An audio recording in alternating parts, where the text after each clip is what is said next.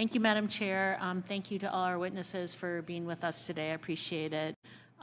Like many of my colleagues on this committee, I was proud to pass the No Surprises Act into law to protect Americans from unfair surprise medical bills. Prior to this bipartisan legislation and similar state laws, including in Washington, regular people and families were frequently at risk of being hit with devastating surprise medical bills for emergency room visits and other procedures that were completely out of the patient's control. And while we've made great progress, there is definitely more to do. And in particular, there is a critical gap in our consumer protection framework, which is surprise bills for ground ambulances.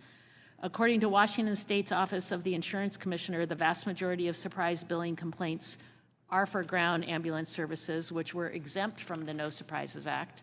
So if someone with private insurance in my state has an emergency and calls 911 and gets driven by an ambulance to the hospital, they're not only on the hook for the copays and cost sharing if they haven't met their deductible, but may also have to pay a surprise bill of $500 on average.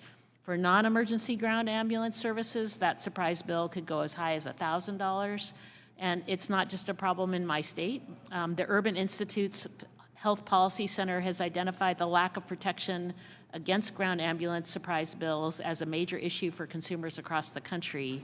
Also, Dr. Bleier, as you know well, the widespread use of prior authorization delays and discourages medical care for millions of Americans that are entitled to care. That's why I've led the effort in the House alongside my colleague, Congressman Kelly, and others to modernize and streamline this very outdated practice.